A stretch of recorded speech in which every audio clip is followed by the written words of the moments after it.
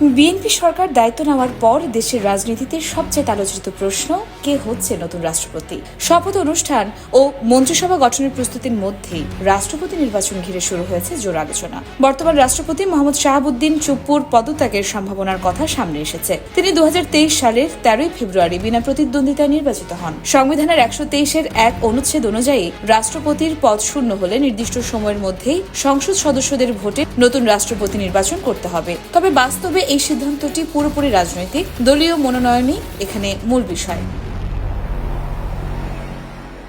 আলোচনায় সবচেয়ে বেশি উচ্চারিত তিনটি নাম। প্রথমেই আছেন বিএনপির মহাসচিব মির্জা ফখরুল ইসলাম আলমগীর।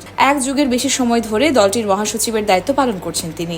নানান চাপ, প্রলোভন ও কারাবরণের মধ্যেও দলের প্রতি অনড় অবস্থানের কারণে তার ক্লিন ইমেজ আরো শক্ত হয়েছে।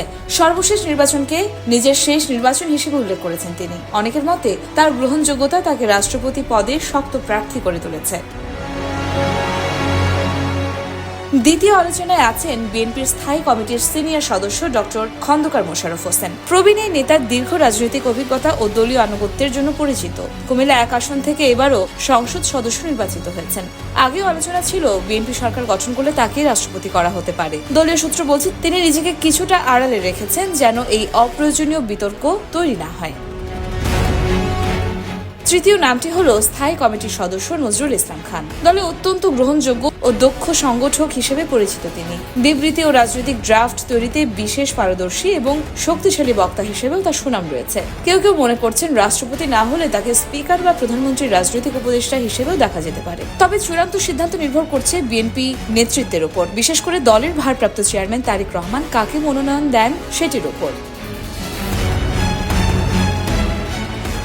সংসদ সদস্যদের ভোটে নির্বাচন হলেও মনোনয়নই এখানে নির্ধারক। এই মুহূর্তে নতুন রাষ্ট্রপতির নাম চূড়ান্ত হয়নি। আজ মন্ত্রিসভার শপথের পরপরই রাজনৈতিক সমীকরণ আরো স্পষ্ট হতে পারে। কয়েকদিনের মধ্যে জানা যেতে পারে বাংলাদেশের পরবর্তী রাষ্ট্রপতি কে হচ্ছেন।